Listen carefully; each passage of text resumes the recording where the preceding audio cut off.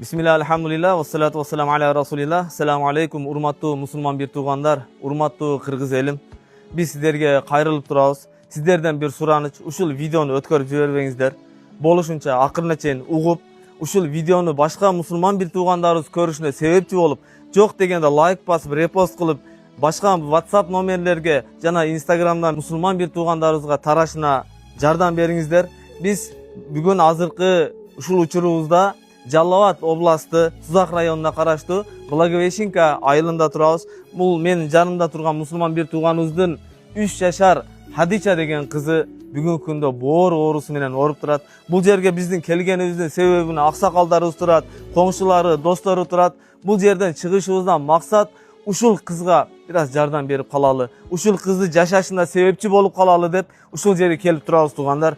Сиздер дагы жок дегенде тууганым videonu taratışga jardam beriңиздер.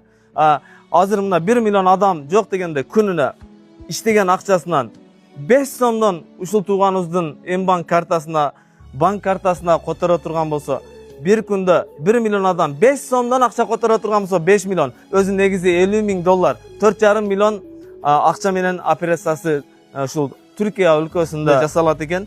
Ошого азыркы күндө убакыт өтүп жатат, бала күндөн күнгө солуп атат туугандар. Avalı öte or, 3 yaşar kız.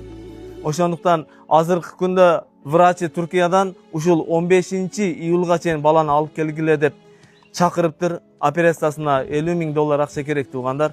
Oşonduktan keliңиздер uşul videonu körgön adam jok degende 5 somdan akça salalı. 1 milyon adam uşul videonu körüptür 5 somdan akça sala turgan bolsa 5 milyon akça çoğulat tuğan. Özü negizinde her күнүгө иштеген акчабыздан jok degende 5 som 10 сом акчаны ушундай ооруп аткан өзүбүздүн мекендештерибизге, мусулман бир туугандарыбызга садака кылып тура турган болсок, операциясына жардам берип тура турган болсок, ар күнүнө бирден ушундай муктаж үй бүлөнү операциясын жасатсак болот өзү негизи. Аллах субханаху ва таала Майда сүрөсүнүн 32-аятында айтат: ким бир адамды өлүмдөн сактап кала турган болсо, бүтүндөй адамзатты өлүмдөн сактап калганга барабар деди.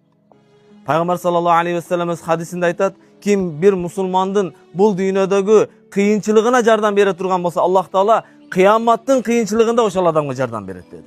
Peygamber sallallahu aleyhi ve sellem'dan bir hadisinde aytat: kim bir mo'min musulmandın muhtaçlığın çeçip koya turgan bolsa, oşal adamdın muhtaçlığın Allah Taala bul dünya jana ahiretteki muhtaçlığın çeçip beret dedi. Tuğan, her birimizdin başımızda kıyınçılık kündörübüz var.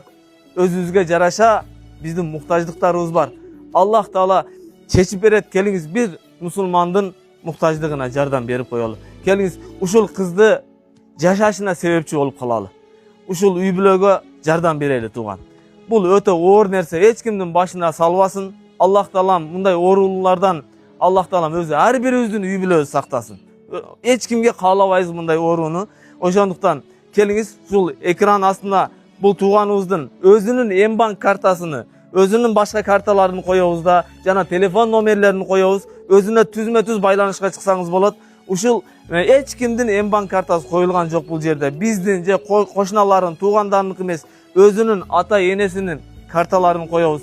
Келиңиz мусулман бир тууган 15 июлга чейин ушул кызды Türkiye мамлекетине жөнөтүп, операция болуп, үйүнө сакайып келишине себепчи болуп калайлы.